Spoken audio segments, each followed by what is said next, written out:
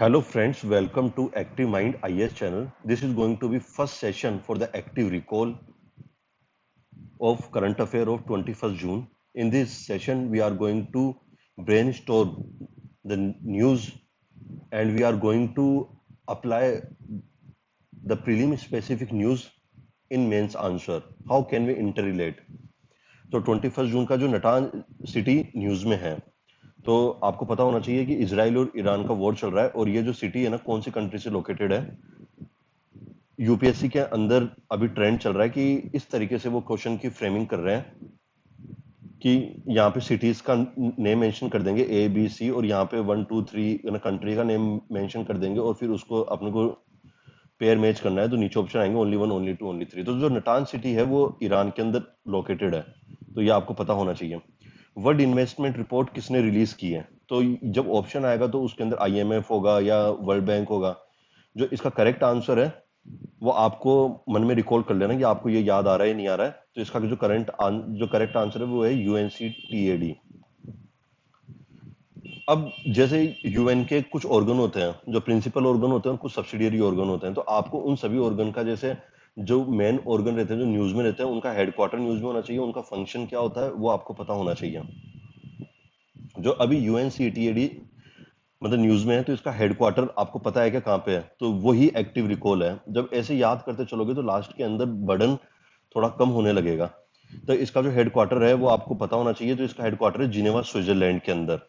सबसे पहले आज जैसे मैं पूछता हूँ आपको हेडक्वार्टर, तो आपको मन में रिकॉल करना है कि हाँ मुझे ये याद है, उस मतलब जो भी आज सर ने पढ़ाया है वो मैंने उस तरीके से पढ़ा है या नहीं है, या सिर्फ मैंने वीडियो देखा है, मैंने अपने दिमाग के अंदर चीजें रिलेट कर पा रहा हूँ नहीं कर पा रहा। प्रिंसिपल ऑर्गन आपको यूएन के, जो यूएन के कौन से प्रिंसिपल ऑर्गन है वो आपको पता होने चाहिए, उनके हेडक्वार्टर कहाँ पे है वो आपको पता होने चाहिए, उनका जो फंक्शन क्या होता है वो आपको पता होना चाहिए यूएन का, और सब्सिडियरी ऑर्गन कौन से हैं।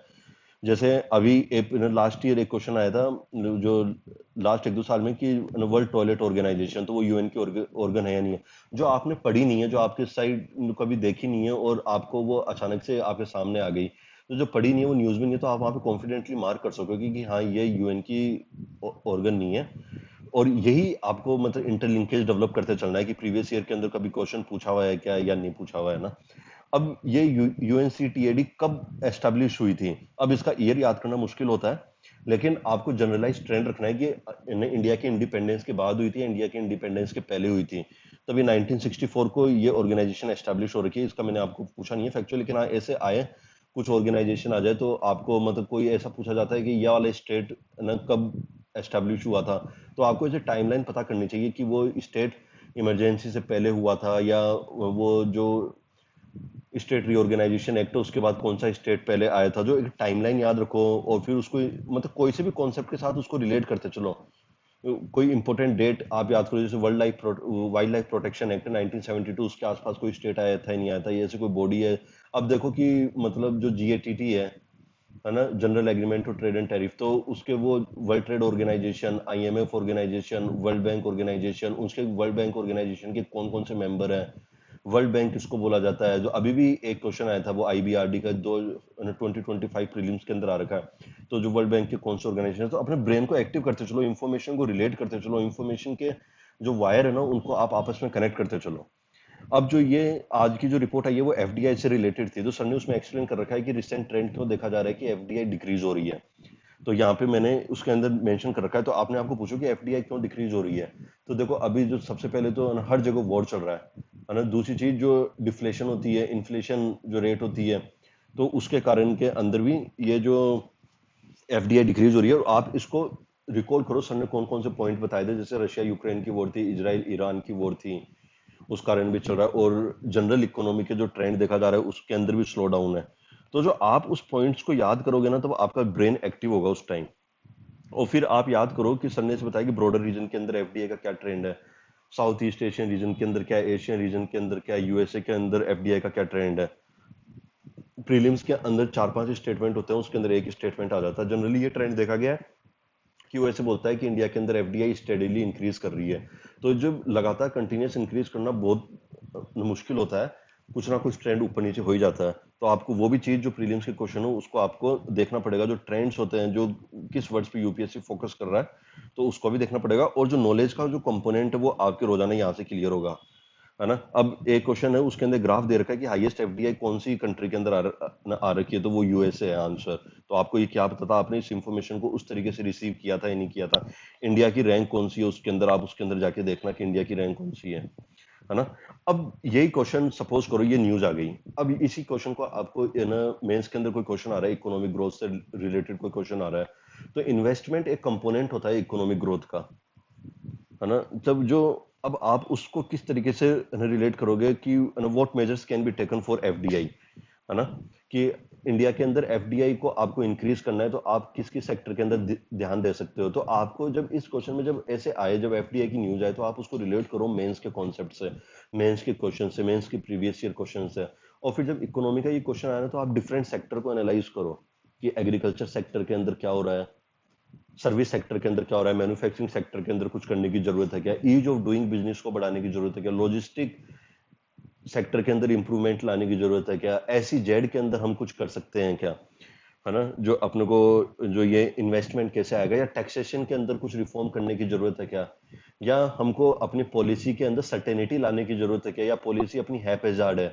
वो जो वोडाफोन का जो केस चला था, उसके अंदर रेट्रोस्पेक्टिव जाके अंदर टैक्सेशन हुआ था।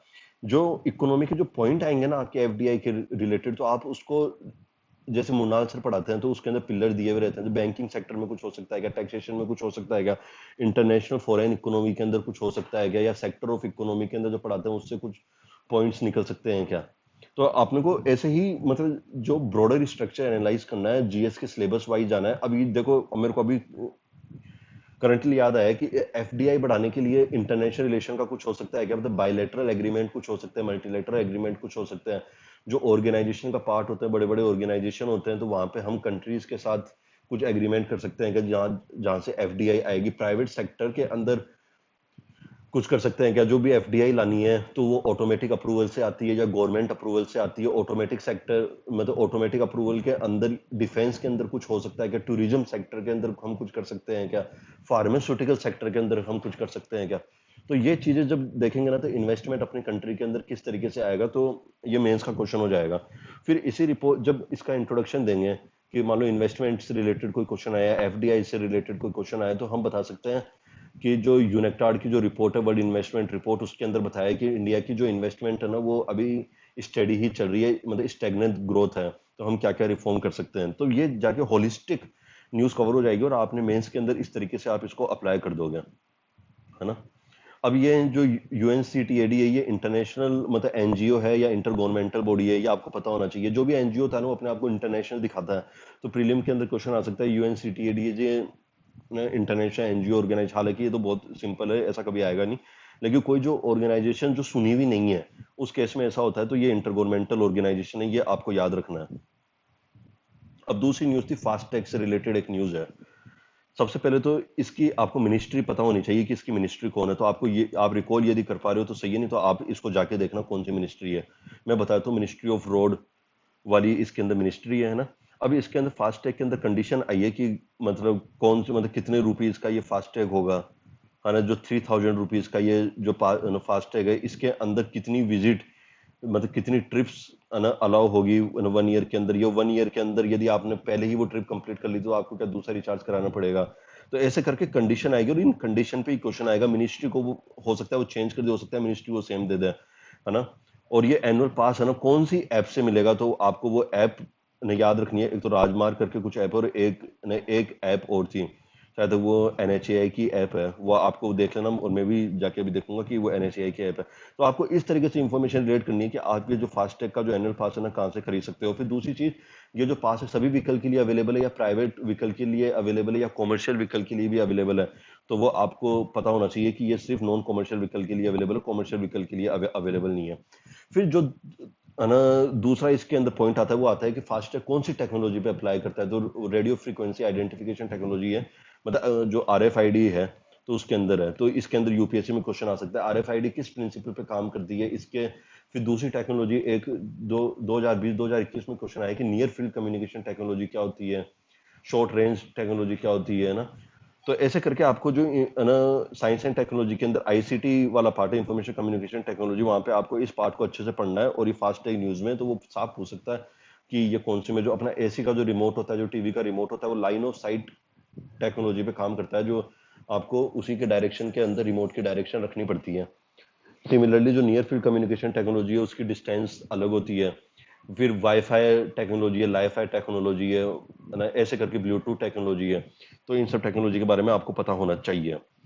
अब जब मेंस के अंदर आप इस न्यूज को रिलेट करोगे तो आपको रिलेट करना पड़ेगा कि लोग है ना लॉजिस्टिक सेक्टर से इसको कैसे रिलेट कर सकते हैं।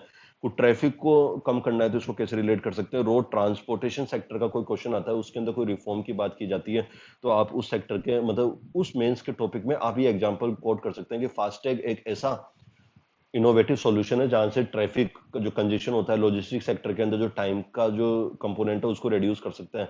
तो इससे भी देखो इन्वेस्टमेंट होगा और जो कंट्री जो इकोनॉमिक ग्रोथ होगी वो अगर टाइम कम कंज्यूम होगा तो सर्विसेज इजीली अवेलेबल होगी।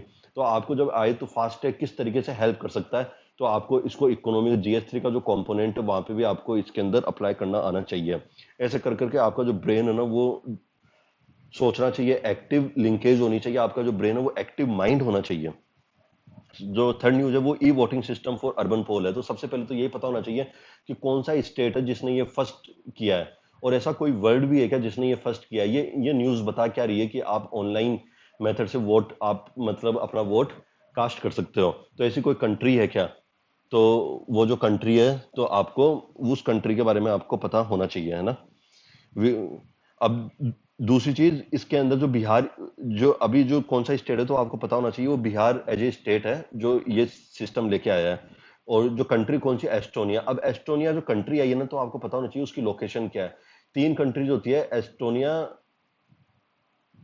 लाटविया और लिथुआनिया करके ऐसे कंट्री है। तो इन कंट्री को बाल्टिक स्टेट भी बोलते हैं। इनकी लोकेशन पता होनी चाहिए, ये कौन सी सी से टच करती है ये आपको आइडिया होना चाहिए, है ना।